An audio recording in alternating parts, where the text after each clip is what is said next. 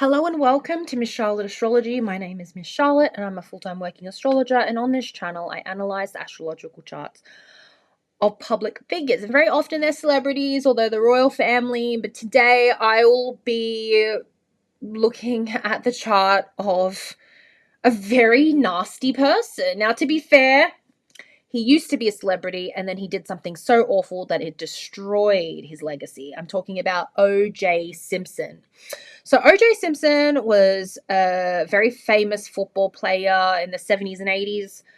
And he retired and he did a lot of TV and endorsements and films. So he was an institution even after his career in sport ended.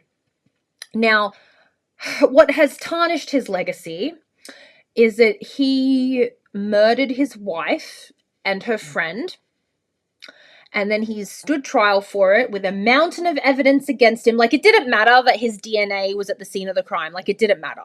He was acquitted because a glove didn't fit, even though that glove was leather and covered in blood and then shrunk. It didn't matter. The glove doesn't fit. You must acquit. Ugh. Anyway, yuck. I can't believe he won because his lawyer came up with a nursery rhyme. Could you, literally, he came up with a little poem. He came up with that's how he won the case. He came up with a poem. Wild. So he has died. OJ Simpson died the other day, so he's a bit of a hot topic at the moment. So I thought, you know what? Let's have a look at his astrological chart, and figure out who he is. So here we are. Before I dive in, I just want you guys to know that 50% off my Zoom readings. They are recorded. So we have a meetup on Zoom and I analyze your chart. You ask me all the questions, we record it, and yeah, you will get a copy of that because I like you to relax and just take in the reading and get the most out of it. And I also would like you to have a way to reflect back on it, because I've done astro readings with astrologers in the past and they're not recorded and it's really frustrating. So I like to give that to my clients. If you don't want to do that, I do have 30% off my 20-minute MP3 readings, which is just essentially a recording of my voice tearing up your chart. And if you have specific questions, I can answer those in the recorded reading. And that is emailed to you as an MP3 file within 24 hours of the specified date and time that you book it into my schedule. Okay, so if you'd like to support me, that's the best way to do it. Keep in mind that I will not be doing astrology readings forever. I'm actually looking to wind that back and eventually stop it so I can do this YouTube gig full time and be a content creator, because that's what I like to do. So yeah, jump on it now if you're interested. Okay, might be a last opportunity. All right, let's have a look at OJ Simpson's chart. So he was born around 8 a.m. in the morning. He's a day chart. He's a Leo rising. Very beautiful man. I'm not going to lie, the man is handsome. Hot, tall, gorgeous, charismatic. When he entered a room, he was the shining light, truly. And I always say, because it's so funny because I've done polls on this, which is the best rising sign to have. And it's kind of tied between Scorpio, which is my rising sign, and Leo. And as a Scorpio rising, I have to say having a Leo rising is so much better. It's the best. And I know I know a Scorpio rising is mysterious and dark and sexy and blah, blah, blah, blah, blah. But Leo is light. It is truly, when they walk into a room, it's just no one, okay, think of the sun. In our solar system, everything orbits around the sun. Okay, it's such a beautiful ray of light having that having Leo as a rising sign. It's gorgeous, and he was that. And having a Taurus midheaven, so he's kind of got that boy next door, good boy kind of image. Doesn't mean that that's what he was, but that was his image, very family friendly, very traditional, all American hero kind of thing. But if you look at his the rest of his placements, there's a lot of darkness here as well. I know he's an 11th houser. He has this Sun and Venus and Mercury in Cancer in the 11th house. So I could argue, it's a bit of a superstar placement. It's fame, because 11th house is a fame house. It's a public house. But you got to remember the 12th house lies. 12th house cusp lies in Cancer. So, you know, if I was to do whole sign, like that would fall into, like his sun would fall into the 12th house, his Mercury would fall into the 12th house, his Venus would fall, like it would all fall into that 12th house. Like this is someone with a lot of secrets. This is someone who could potentially live a double life. And he just, he's very devious and he's very good at playing victim. He's a hero and he's a victim. And that's probably why he was able to be, he was acquitted, because no one could comprehend that such a warm, friendly, charismatic, beautiful man could do such a heinous thing. So with he also has in this 12th house Pluto and Saturn. I can read that as first house as well, but they are firmly in that 12th house. Was his father missing? Who's his dad? What? Because when I look at Saturn in the 12th house, I'm thinking, oh, there's a lack of structure or a lack of authority, or there's lack of a father figure in his life, like a strong male figure in his life. So, and there's Pluto here, which is a pretty dark planet, transformation, death, all that stuff. If anybody has any information about his father, can you put it in the comments below? I don't know much about his life. I only know about the awful things that he did in 1994, pretty much. So, yeah, there's something here with the father. He clearly hates women. He's got Jupiter on the IC, he's got lots of kids, right? Doesn't he have like 3 or 4 kids? So having a large family, it's a Jupiter retrograde, disappointing husband. Chiron is here in Scorpio, so there's a wound around intimacy. So there's problems with intimacy and being a husband. There's trouble with marriage. Even Juno is retrograde. Jupiter's retrograde. Juno's retrograde. The husband and the wife are both retrograde. They're both disappointing. Marriage does not look like fun to him. Although I feel like, because he's a Cancer and Jupiter's trining his sun, and Jupiter, there's blue lines coming from Jupiter to his sun and his Mercury. It's almost like he has to be married. Like he should be married. I think even though he is this despicable human being who has a secret double life and does all these awful things, having a family is super important to him, like having some kind of legacies, like spreading, like perpetuating his genetic immortality, whatever, like that really matters to him. And also it fits in well with his image to have a family. Having a family was just to serve him, right? I do believe that he at times could have been a generous and loving father, but given some of these squares, it's a very he's full of so many contradictions. He really, really is. Certainly with that Uranus square the moon, there's a lot here. So he has a family. He has a couple of families. Didn't he cheat on his first wife with Nicole? He was a teenager. Like he met Nicole when she was like 18 years old and she was working as a waitress, and isn't he a good 10 12 years older than her? Very big age gap at the time that they met, and they shacked up really quickly. Yeah. So I can see him being a disappointing husband, and also having trouble with women, certainly with the squares to the moon tells me that. Does anyone know what's happening with his mother? Did his mother pass was his mother not very happy? Like, women are not an easy thing for him to deal with. Like he's got like a mum wound, a home wound. Dad looks like he's missing in some way. Like maybe he was present, but maybe he was drunk all the time, or maybe he was just a horrible human being that just like was a very deviant kind of character. And his moon is in the 8th house in Pisces, so the mum doesn't look happy either. And then there's these squares. Uranus square the moon. That's someone who's like very emotionally unpredictable, because they didn't have like a solid family unit, like, or maybe they did, but it was also very dysfunctional. Yeah, and then he's got Uranus in a very close proximity to Venus, and Venus is not nicely aspected by anything.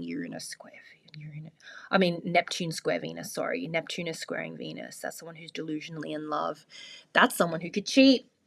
That's someone who could fall in love with a person that he's not allowed to. That's someone who's very destructive in love as well.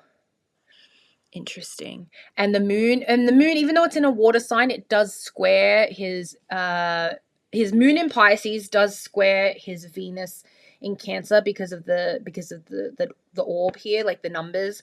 He has a late degree moon and an early degree Venus, so they are fighting with each other, which tells me that his desires are at odds with his domestic life. That screams double life to me.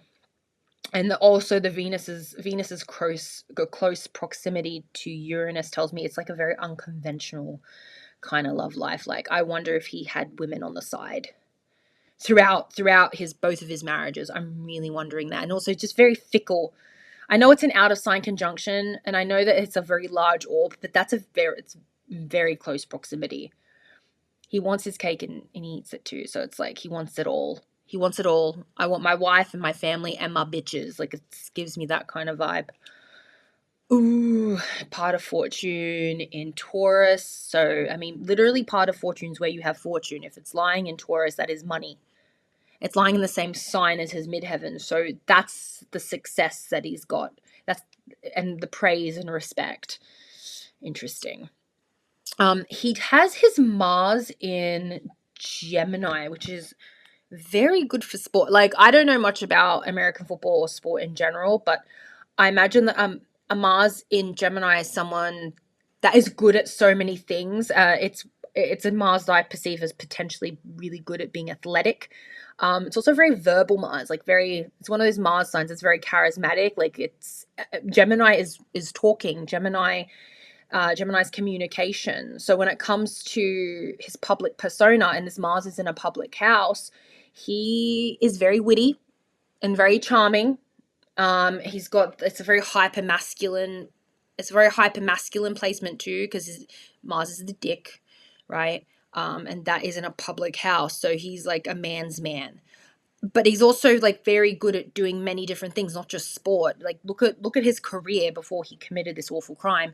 He did TV, he did like the acting, and he did the movies, and he did commercials, and so he was very versatile. He had a very versatile skill set that he could monetize. It's very interesting. Now Mars it's not in a conjunction with Uranus, but when I see Uranus and Mars together, that is someone that their anger is terrifying. Like, that's someone who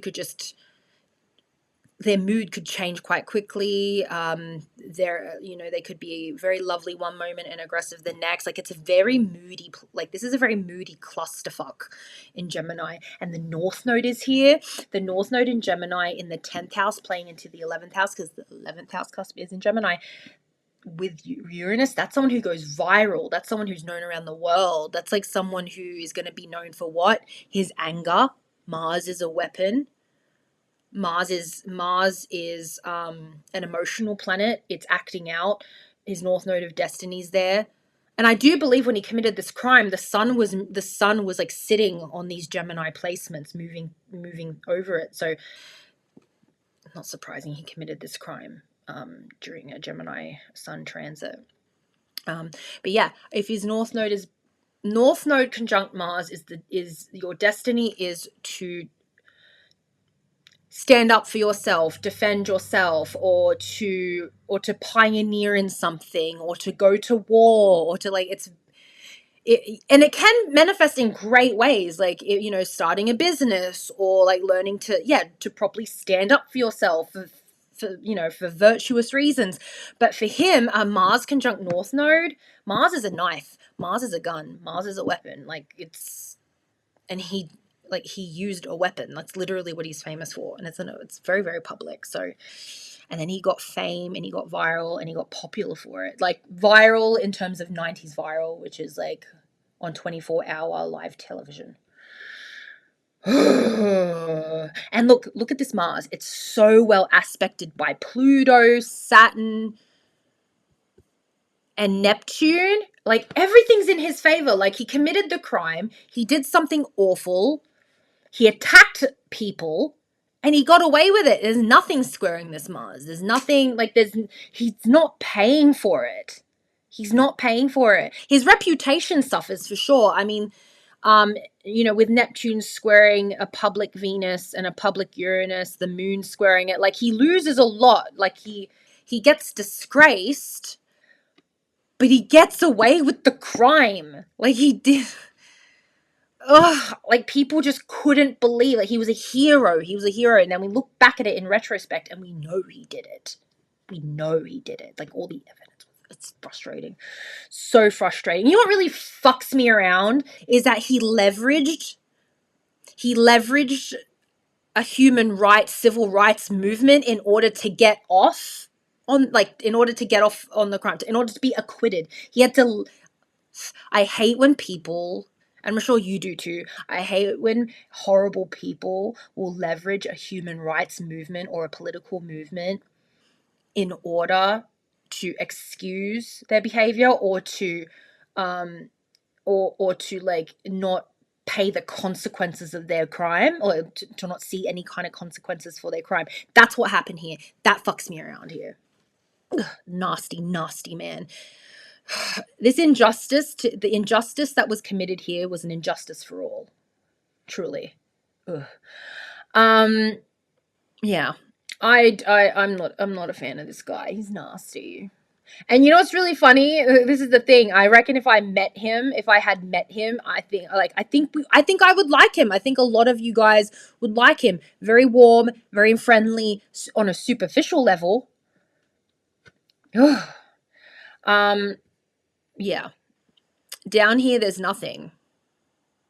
There's no personal placements down here. That's not to say that if you don't have any personal placements at the bottom of your chart that you're necessarily a bad person or a psychopath like this guy, but it is a bit concerning because it's almost like he seeks intimacy. He seeks, like, a lot of, his identity and his self-esteem and his wealth, everything. It all concerns the public and people's perceptions of him. And yeah, it's, when you have a lot of public placements, it would be easy for you to turn into a narcissist. Very easy. But yeah, if anyone can tell me what happened to his dad, there's some shit with his dad. I might actually go look it up after I'm done here, because I don't know. But when I see a Jupiter square Saturn, that tells me that there's lessons to be learned about the father, and if they're not learned, then it's going to lead to disappointing marriages or disappointing unions or disappointing family dynamics. It's really sad. This man had it all and he just threw it away because he could do it. He's done it before. Like, I wouldn't be surprised if he was a serial offender. I wouldn't be surprised. And I think some women have come out about it now that he's dead. I think a lot of the NDAs don't apply anymore. But yeah, a Cancer 12th house sun with a Leo rising, like, he had a double life. I wonder if he did other things. I don't think that this was his only crime. I feel like he's done a lot more to many more people. And the fact that he did this to his wife, like, he was that emboldened. He was that emboldened because he got away with it before. And yeah, a lot of that has to do with how charming and personable and, like, kind he seemed. Like, just, it's all so, yeah. Anyway, the veil has been lifted, and we now know what a piece of shit he was. Just crazy. Anyway, thanks, guys. That's all I have to say about OJ Simpson. May he rest in piss. Thank you. Bye.